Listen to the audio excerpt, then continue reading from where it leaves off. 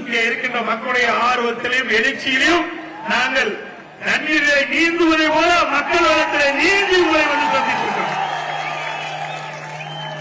ஸ்டாலின் அவர்களே, இந்த கூட்டத்தை பார்த்து உங்களுக்கு ஜுரம் வந்திருக்குன்னு நினைக்கிறேன்.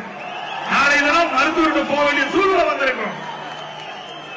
இன்னைக்கு அனைத்து இந்திய அண்ணா திராவிட முன்னேற்ற கழகம் பாரதிய ஜனதா கூட்டணி 2026 சட்டமன்ற தேர்தலில் மிகப்பெரிய வெற்றி பெறும். இமாலய வெற்றி பெறும். ஆட்சி அமைப்போம்.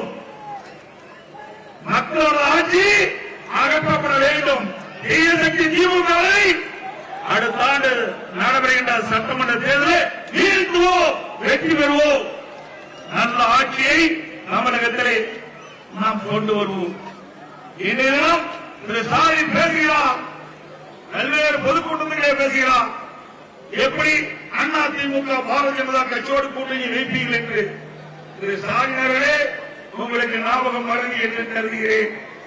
1999 பாரதிய ஜனதாவோடு கூட்டணி வைத்தீர்களா இல்லையா? நாடாளுமன்ற தேர்தலே 2001 சட்டமன்ற தேர்தலே தமிழகத்திலே பாரதிய ஜனதாவோடு திமுக கூட்டணி வைத்ததா இல்லையா? நீங்க வைத்தா பாரதிய ஜனதா கட்சி நல்ல கட்சி. நாங்க அண்ணா திமுக பாரதிய ஜனதாவோட கூட்டணி அமைச்சா மதவாத கட்சி. இதை தவிர்த்து வேறு ஒன்றுமே சொல்ல முடியாது.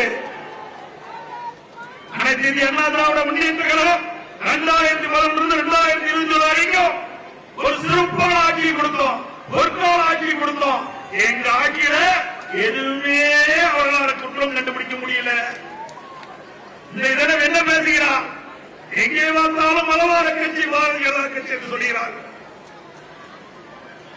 1999 மத்திய ஆட்சி அதிகாரத்தில் பாரதிய ஜனதா வந்த போது திமுக கட்சி சேர்ந்த நாடாளுமன்ற உறுப்பினர்கள் மத்திய அமைச்சராக இருந்தார்களா இல்லையா? 5 ஆண்டு காலம் மத்தியிலே ஆட்சி அதிகாரத்திலே இருந்தார்கள்.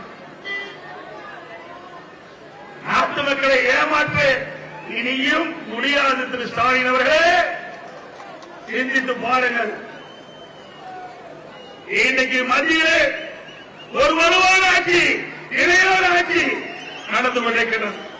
3வது முறையாக பாரத பிரதமர் நரேந்திர மோடி அவர்கள் இந்திய நாட்டுடைய பாரத பிரதமராக பொறுப்பேற்றுகின்றார். திமுக இந்த தேர்வோடு முடிவெடுக்கப்படும்.